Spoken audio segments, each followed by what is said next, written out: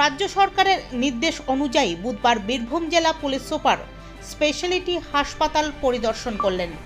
নিরাপত্তা ব্যবস্থা জোরদার করার জন্যই এই পরিদর্শন এবং এই পরিদর্শনে তিনি সিউড়ি সুপার স্পেশালিটি হাসপাতালের সুপারের সঙ্গে দীর্ঘক্ষণ ধরে বৈঠকও করেন।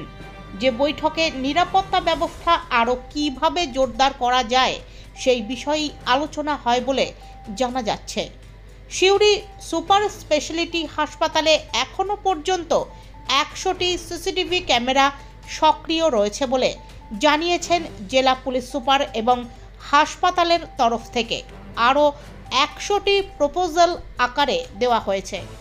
এর পাশাপাশি হাসপাতালে যে সকল নিরাপত্তারক্ষীরা রয়েছেন তাদের আলাদা করে ট্রেনিং দেওয়া হবে বলেও জানিয়েছেন তিনি।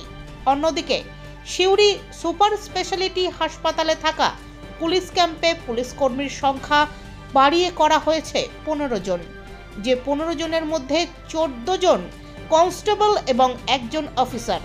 মূলত আরজিকর মেডিকেল কলেজ ও হাসপাতালে ঘটে যাওয়া ধর্ষণ ও খুনের ঘটনার পর হাসপাতালে নিরাপত্তা নিয়ে কোনো রকম খামতি রাখতে চাইছে না রাজ্য সরকার, আর তারই পরিপ্রেক্ষিতে এমন পদক্ষেপ।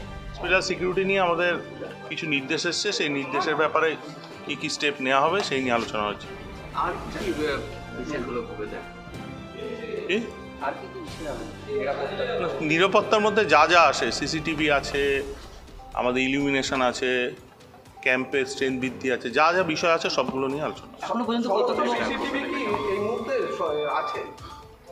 না, আছে ওনাদের 100 মতো সিসিটিভি আছে, ওনারা পাঠিয়েছেন প্রপোজাল। আরও 100 সিসিটিভি লাগানোর প্রপোজাল পাঠিয়েছে। 100 কি সচল আছে? এই মুহূর্তে সচল আছে। কোনো কোনো জায়গায় কি অন্ধকার বা হ্যাঁ, কিছু ইলুমিনেশনের সমস্যা আছে, আমরা সেটা জানিয়েছি, ওনারাও জানিয়েছেন সেটা, যাতে দ্রুত এটা সমাধান করা যায় সেটা দেখছেন। ক্যাম্পের স্ট্রেংথ কি বাড়ানো হবে? ক্যাম্পের স্ট্রেন্থ অনেক বাড়িয়ে দেওয়া হয়েছে। এখন আমাদের এই মুহূর্তে ক্যাম্পের স্ট্রেন্থ আছে 15 জন।